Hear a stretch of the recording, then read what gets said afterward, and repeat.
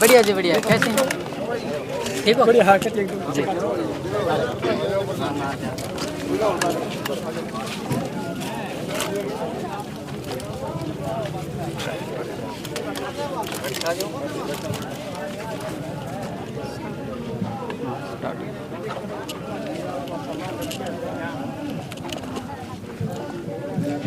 राम राम भाई सारे भाइयों में आपका भाई सुंदर दिनोदिया और आप देख रहे हैं अपना चैनल स्टार सुंदर न्यूज़। भाई फिर पूछ गया हूँ मैं बहन मनीषा के गांव डाणी लक्ष्मण में, और आज यहाँ पे राष्ट्रीय अध्यक्ष गुरनाम सिंह चढ़ूनी जी पहुँचे हैं। आखिर इनका क्या कहना है, क्या फैसला लेंगे, क्योंकि पीछे जो कमेटी थी उनके ऊपर आरोप भी लाग रहे हैं। तो ईब जो पूरा भाईचारा है, जितने भी खड़े हैं, जो परिवार है मनीषा का, जो पिताजी है या कोई भी फैमिली वाला है, तो वो कह रहा है कि किसी पर विश्वास नहीं है। विश्वास है तो जितनी जनता खड़ी है इनके ऊपर दिखाइए जी, एक बारी दिखा दो एक बारी, जो ये खड़े हैं इनके ऊपर विश्वास है। जब तक ये डटे रहेंगे और कोई भी गलत जो है फैसला नहीं लेंगे तो जीत जो है हमारी होगी, ऐसा कहना है जी। राम राम जी। जी राम राम। कैसे हैं जी? दया मालिक जी। तो सर बताइए, इस पूरे मामले को लेके आप यहाँ पे पूछे हो, क्या लगता है, क्या मंशा है सरकार की? पुलिस प्रशासन जो कह रही है कितनी सच्चाई है? देखिए, कल एक बार हमारे सामने ये बात आई थी कि पुलिस जबरदस्ती कर रही है और जबरदस्ती जो है संस्कार करवाना चाहती है। तो फिर हम भी यहाँ पे आए कि जबरदस्ती तो किसी से नहीं होनी चाहिए। तो उसके बाद यहाँ पे कल एक गांव की कमेटी बनाई गई 8 आदमियों की जी। उससे मशवरा किया गया। तो पंचायत में फैसला ये लिया गया कि 2 मांगे हमें सरकार के आगे रखनी चाहिए। एक, प्रदेश सरकार की जो एजेंसी है पुलिस, उस पे भरोसा नहीं है, इसलिए मामला सीबीआई को दिवाया जाए।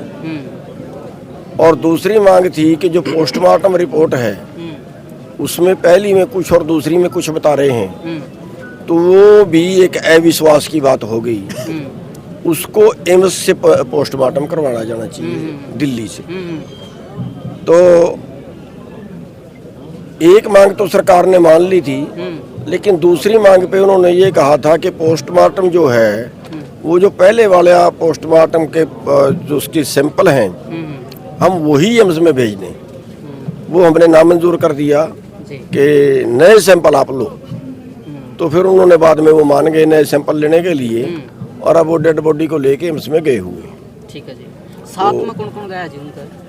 भाई उसी के बाबे ने बताया कि हमने 2 लड़के भेजे हैं अपने परिवार से। अच्छा। अपने परिवार से हमने कहा था कि 2 आदमी साथ में जाओ ताकि पारदर्शी वहाँ पे बात हो, कोई डाउटफुल को बात में ना रहे, कोई अफवाह भी बात में ना फैले। तो वो 2 गए हुए हैं, अब वो आएंगे तो क्या होगा वो पता चलेगा। जी सर। तो जितने भी यहाँ पे युवा या बुजुर्ग खड़े हैं, क्या आप संतुष्ट हो भाई? बताओ एक बारी, संतुष्ट हो? जी, कोई भी संतुष्ट नहीं है जी, क्या कहना? नहीं संतुष्ट होंगे मत हो, फिर कोई सरकार के थोड़ी लोगों के ऊपर है। लोग संतुष्ट होंगे तो सारा कुछ होगा, नहीं संतुष्ट होंगे तो ना हो, हम क्या कर सकते हैं? फिर तो आंदोलन चलेगा जी। तो सर पीछे जो कमेटी थी, जो कमेटी बनाई गई, आज वो कोई नहीं दिखाई दे रहा। क्या लगता है ईब जो कमेटी बनाई है उस पर विश्वास है पूरा? नहीं, वो कमेटी पे तो उसके बाबे ने इल्जाम लगा दिया, कमेटी पे विश्वास कहाँ से होगा? जो पहली कमेटी थी उस पे लगा दिया, अगली कमेटी पे लगा दिया। अब अगर आगे इससे आगे बढ़ेगी तो फिर तो नेतृत्वहीन होगा आंदोलन, और नेतृत्वहीन जो है वो टूटा करता है, क्योंकि किसी ना किसी को तो नेतृत्व देना ही पड़ेगा, किसी पे तो इतबार करना ही पड़ेगा। अगर हम किसी पे भी इतबार नहीं करेंगे तो फिर तो उसका कोई हल है ही नहीं ना। ये पोजीशन है, बाकी जैसा मौका होगा वैसा देखेंगे। सर जैसी डेड बॉडी आपने भी देखी होगी? नहीं मैंने नहीं देखी। नहीं देखी आपने? नहीं, मैंने डेड बॉडी फोटो देखा ही नहीं है सर आप? मैं तो कल शाम को आया 4 बजे, मैंने डेड बॉडी नहीं देखी। फोटो तो देखना चाहिए था सर आपने भी। डेड फोटो और चीज है, डेड बॉडी और चीज है। आप डेड बॉडी कह रहे हो, फोटो डेड बॉडी फोटो मतलब फोटो बोल लो ना फिर। आप जो फोटो है फोटो बोल लो ना, फिर डेड बॉडी क्यों बोल रहे हो? आपने देखा? हाँ देखा है जी। तो क्या लगता है उसमें क्या रखा है, किसी जानवर ने जो है उसकी नाड़ खाई हुई? भाई ये तो आप सवाल उनसे करो यार, ये मेरे सवाल मेरे से क्यों करते हो? ये सवाल तो आपको डॉक्टरों से करना चाहिए, तो ही तो उसका पोस्टमार्टम करवा रहे हैं दिल्ली में, तभी तो मांग रखी होगी ना। जी। अगर उसका पहले ही पोस्टमार्टम ठीक होता तो फिर उसका पीजीआई रोहतक में करवाने की जरूरत नहीं थी। अगर पीजीआई रोहतक में ठीक हो जाता तो फिर दिल्ली में करवाने की जरूरत नहीं थी।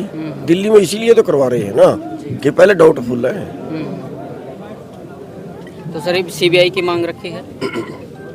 सीबीआई की मांग रखी है, स्टेट एजेंसी ये काम नहीं कर रही, नहीं तो 24 घंटे के अंदर ही केस निकलने वाला था। तो क्या लगता है सर, सीबीआई पे विश्वास है? देखिए उसके अलावा कोई दूसरा चारा भी नहीं है ना। सीबीआई से ऊपर तो एजेंसी हमारे देश में है नहीं, अब और कर भी क्या सकते हैं इसके अलावा। क्या गुरनाम सिंह चड्ढू यहाँ पे रहेंगे जब तक न्याय नहीं मिलेगा? हाँ, मैं तो आज भी यहीं हूँ, रात भी यहीं था। जी सर, जो युवा हैं जो यहाँ पे आए हुए हैं, इतनी पब्लिक जो है पूरे हरियाणा से आई हुई है, तो क्या कहना है इसको लेकर, इनके लेकर? देखिए लोगों के अंदर गुस्सा है, क्योंकि जब किसी पे भी जुल्म कोई अत्याचार होगा तो गुस्सा पनपना स्वाभाविक है। और इसमें सरकार ये इसलिए दोषी है कि 10 दिन से डेड बॉडी रखी है, 10 दिन से उस मर्डर को हो गए हैं और 10 दिन में वो निकाल नहीं पाए। तो ये पब्लिक के मन में जो गुस्सा है वो स्वाभाविक है। अगर यही काम वो 24 घंटे में कर देते तो गुस्सा ना फैलता। जो भी था अच्छा माड़ा जो रिपोर्ट थी उनको जनता के सामने रख देनी चाहिए थी। उसकी डिले करना, जितना वो डिले करेंगे, अब भी जितना करेंगे उतना और गुस्सा फैलेगा। तो क्या जो युवा हैं ये संयम बरतेंगे या फिर इनका जो गुस्सा है वो बाहर निकलेगा? देखिए मैं अब ये तो यहाँ के युवा बताएंगे, मैं उस पर क्या, मेरे को क्या पता है कि गुस्सा बाहर। देखिए इससे ऊपर तो कुछ हो नहीं सकता। सीबीआई से ज्यादा मांग, एमएस से ज्यादा आगे रिपोर्ट, ये तो भारत में है नहीं। ठीक बात है, आपको भी पता होगा कि नहीं पता? जी जी जी पता है। बिल्कुल बिल्कुल बिल्कुल। सीबीआई से ऊपर कोई एजेंसी है? जी नहीं है। एम्स से ऊपर कोई हॉस्पिटल है? नहीं। अगर उन पे भी तबार नहीं है फिर किससे करवाएं? कोई चारा नहीं। आपके पास कोई जवाब है? नहीं। अब ये फिर भी कोई ना माने तो फिर क्या कर, और कर भी क्या सकते हैं। दूसरी चीज ये है, फिर जो ये धरना है ये दूसरी चीज ये है, समाप्त की ओर जाएगा? भाई मेरे को नहीं पता, ये कमेटी बनाई हुई है, इसी गांव की कमेटी बनाई हुई है, सारा नेतृत्व कमेटी कर रही है। जो फैसला लेना है उस कमेटी ने लेना है। तो आप कमेटी के साथ हो? ना मैं कमेटी में भी शामिल नहीं हूँ। मैं कमेटी में शामिल नहीं हूँ, गांव की कमेटी है, 8 आदमियों की बनाई हुई, पूरे गांव ने इकट्ठा होकर बनाई है, गांव की कमेटी है। हम तो केवल बाहर के सहयोगी हैं, हम नेतृत्व नहीं कर रहे, केवल सहयोगी। सहयोगी के तौर पे यहाँ पे आए हो आप? हाँ सहयोगी, हम तो मदद कर रहे हैं। किसी के खिलाफ गलत होता है तो जाना पड़ता है उसके, और ये तो बहुत बड़ा काम है, बहुत बड़ा कांड है, इसमें तो आना स्वाभाविक था। चलिए धन्यवाद सर। Thank you. फिलहाल जो है भाई मैं यहाँ पे पूछा हूँ और यहाँ का जो माहौल है मैं आपको ही दिखाऊंगा। एक बारी दिखाइए जी कैमरामैन, ये देखिए एक बारी। फिलहाल जो है युवा भी हैं, बुजुर्ग भी हैं, और भाई ये देखिए तो इनका एक ही है कि भाई न्याय हो और उस बेटी को जो है इंसाफ मिले। ये देखिए आप, जो कि पूरा काम राम पूरे हरियाणा से यहाँ पे जो हैं आए हुए हैं, ये देखिए, और बात करेंगे। लो पकड़िए जी। जी भाई साहब कहाँ से? आर्या मंडी से। आर्या मंडी, हाँ। अच्छा। तो सर क्या लगता है इस मामले को लेकर, क्या कहना है? मामले को तो ये इसमें वो होनी चाहिए, खुलासा होना चाहिए किसने किया है ये। हम तो यही चाहते हैं जल्दी क्या से लगता है जल्दी भाई, बताओ। मामले की पूरी जांच होनी चाहिए। जांच होनी चाहिए। जी सर क्या नाम है? मेरा नाम रामेश्वर गोठवाल है। मैं बेटी बचाओ बेटी पढ़ाओ संस्था का राष्ट्रीय अध्यक्ष हूँ। जी सर। साथियों, हमने लगातार 5 दिन हो गए इस धरना प्रदर्शन पाए हुए। हमारी लगभग 500 से 700 युवा साथी महिला रोज आते हैं, लेकिन हम ये चाहते हैं कि जब तक हमारी बहन को न्याय नहीं मिलेगा तब तक पूरा है ना प्रदेश के युवा साथी माताएं बहन यहाँ पर पहुँचेंगी। अब गांव की जो कमेटी बनाई हुई, गांव की कमेटी का जो फैसला करेगी उस जितने भी जो संगठन है उस कमेटी के साथ दिन रात मेहनत के साथ खड़े हैं। जब तक हमारी बहन को न्याय नहीं मिलेगा, हम ये चाहते हैं कि पूरा हरियाणा प्रदेश के युवा साथी, बुजुर्ग, छोटे मोटे बच्चे जितने भी हैं, सभी अपने घर से लेके बाहर तक अपने रिश्तेदारों को एक आवाज दो भी हम मनीषा को न्याय दिलाना है। क्योंकि हम ये चाहते हैं कि भाई अगर बीजेपी सरकार न्याय देती है तो ठीक है, नहीं देती तो हम पूरे भारतवर्ष को बंद करने के लिए तैयार हैं। जब तक बहन को न्याय नहीं मिलेगा तब तक जितने भी युवा साथी यहाँ पर इकट्ठे हुए हैं, दिन रात 24 घंटा बिन पानी अन्न खाए यहीं पर बैठे हैं। इतनी धूप में देखते हुए भी बच्चे अपने कॉलेज की छुट्टी कर करके, स्कूलों से छोटे छोटे 8वीं 10वीं पढ़ने वाले बच्चे भी, क्योंकि वे क्यों आए हैं, उन्होंने पता कि मेरे घर पे भी कोई बहन है, बेटी है। जब हमारी जो 20 साल की बेटी सुरक्षित नहीं है तो मेरी 8 साल की बहन कैसे सुरक्षित है। तो अगर हम इकट्ठा होने का हमारा मकसद ये है कि जो दरिंदे हैं उनको तुरंत पकड़ के, जिस बहन के साथ जो उन्होंने ये अत्याचार किया, उन दरिंदों को उसी जगह ले जाके जो बहन के साथ उनके साथ भी ऐसा सुलह किया जाए, और फांसी की सजा नहीं। जो हमारी बहन के एक अंक को नोचा गया, ऐसे इन दरिंदों को भी नोचा जाए चौक पे ले जाके, जनता के सामने उनको दिखाया जाए कि इन दरिंदों ने ये काम किया, ताकि हमारे जितने भी युवा साथी हैं, कोई हमारी किसी बहन की तरफ उंगली उठाने के लिए देखेगा तो उसको भी पता लगेगा कि अगर उन्होंने उठाई थी ये क्या हाल हुआ। जी सर, एक और सवाल है मेरा। एक बहन से मैं बात कर रहा था, कॉलेज में पढ़ती है, तो आज बेटियों के अंदर भी जो है ये डर है, तो बोली दूसरी लड़की को, बहन मैं तेरे साथ चलूँगी।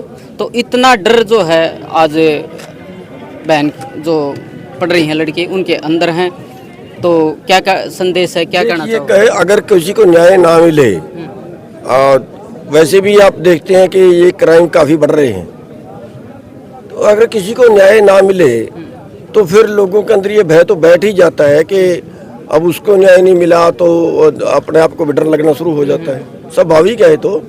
और ये जो क्राइम है हरियाणा के अंदर काफ़ी फैल रहा है। नहीं, बहन बेटियों को क्या संदेश है जी, किस प्रकार से सुरक्षित रह सकते हैं, क्या करना चाहिए उनके लिए? टाइम बे टाइम घर से बाहर ना जाएं। अब ये तो नहीं है कि रात को भी कहीं फिरें, तो अपना वो तो खुद की सुरक्षा उनको खुद ही करनी है। बाकी समाज तो फिर तब आता है जब कोई घटना घटित हो जाती है, फिर निकलता है बाहर। तो अपना सेफ्टी तो सबको खुद ही रखनी चाहिए। जी, तो जितनी भी बहन बेटी यह वीडियो देख रही हैं, तो डरने की जरूरत नहीं है, अपने आप को जो है मजबूत करना है। तो भाई फिलहाल आप डाणी लक्ष्मण में मौजूद हाँ, आगे जो भी अपडेट होगी वो आप तक दिखाते रहेंगे।